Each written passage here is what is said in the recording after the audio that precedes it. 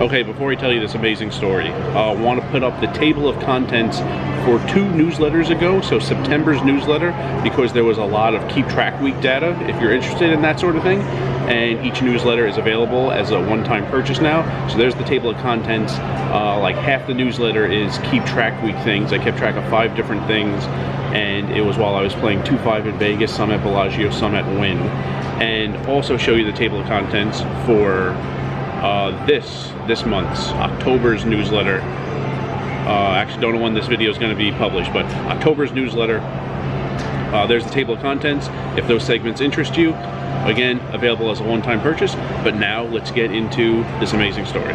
Okay, it started with, this was the day I played. There was a day I played, and then I went to Wawa, and then I came back and played like a second session.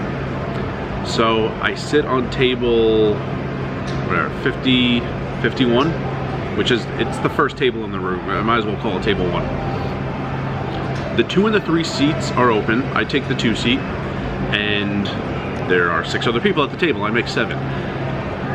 The 8 seat is the spoiled, rotten trust fund brat. Didn't know at the time, but he was friends with the 6 seat. The 7 seat barely speaks English. The 7 seat, we learn, is from Ukraine, and he knows like a few poker words in English. He seems to know like hi and bye. Doesn't really speak much English. The 8 seat keeps touching his chips. The guy from Ukraine had a lot. He had like 1,000 in red. He had like 500 in black. He had like 400 in green. He had a lot of chips. The 8 seat just keeps handling his chips, which is very odd. Claiming he just wants them neater because he doesn't like when chip stacks are messy. But he just keeps like grabbing stacks of this guy's chips and like putting them in like slightly different places and like making, I guess, stacks out of stacks of 20 if they weren't in stacks of 20. Very weird. You shouldn't be touching anyone's chips, and you shouldn't need to be told that. And the spoiled, rotten trust fund brat in seat 8 also claimed he was a traveling poker dealer. He should know this anyway, especially if you're a dealer. You should know you shouldn't be touching other people's chips. Luckily, I had a good view of this from the 2 seat. So I was watching his hands when he's doing this every time. I didn't see him take any chips. He would need to be like the greatest sleight of hand person of all time if he were, because I watched every time and I didn't see it. This went on for like an hour. He touched the guy's chips a lot. He touched his cards sometimes, and he was influencing the guy's action sometimes. Like all terrible things. This went on for like an hour. The first half, there was a dealer who would tell him to stop, and he just wouldn't. Then the second half hour goes by, and then the first dealer started flooring. So sometimes on a long shift, a dealer will like deal when it's busy, and then when it dies down, this was like 2 a.m., the dealer floors the graveyard hours.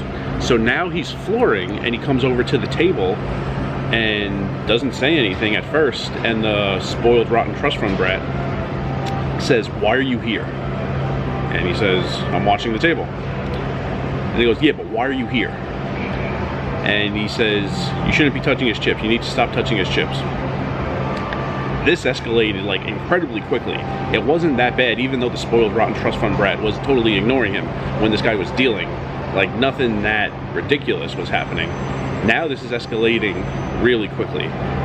In like not that long, it got to the point where the spoiled, rotten trust fund brat said we could just settle this in the parking lot. Which, I'm surprised that guy's not scared of walking through the parking lot. At that point, the floor told the dealer, don't deal him in anymore, he's done. His friend in seat 6 kind of looked like he was about to leave anyway, but now he like definitely is, which is odd. Seat 6 did like nothing inappropriate the entire time, but he's friends with this massive piece of garbage in seat 8. So he's not being dealt in anymore, but he's also not getting up, he's sitting there. So he says, well, I'm just gonna sit here. I don't care if you're dealing me in or not, I'm just gonna sit here. And the floor says, all right, well, you're not playing poker anymore here tonight, but if you want to sit there, you can sit there. So the guy says, fine, I'm gonna sit here for the next 24 hours, which made me laugh. Because that has to be one of the worst uses of 24 hours. Also, there was no chance it was gonna be true. So he kind of like stands up, and we're like on the verge of breaking because he's not playing anymore. His friend in seat 6 is racking up and coloring up to go cash out. We already had this open seat at the table even when I got there. It gets to the point where the guy starts pulling out his phone every time the floor tells him, like, you're not playing anymore, so like you might as well just leave. I don't know why he's recording the floor, and I asked, why are you filming him? Like, who are you going to show this clip to? Never got an answer, because there's no good answer for that. At one point he said, you know, I don't even need to be filming you. These cameras, all these cameras in here, they're picking up everything. Like, they know what you said. It's on film already. And I said, the cameras that don't have any audio, those cameras? And he didn't have any comeback for that either. Then we're like still kind of playing, but he's just like being a jerk. He said at one point, the reason I suspect he has a trust fund is because he wasn't just a jerk. When, for one thing, he did not once defend what he did. He knows he shouldn't have been doing what he was doing. It's not that he admitted what he was doing, which we all saw, but said, no, I'm allowed to touch his chips. There was not one word he said justifying his actions, trying to justify his actions, because you can't justify what he was doing. And at one point he said to the dealer, or, you know, the dealer turned floor now, the second half of his shift. You know, the floor said, like, I'm enforcing the rules. You can't touch another player's chips. He goes, no, you're not enforcing the rules. You're just mad you don't have as much free time as I do.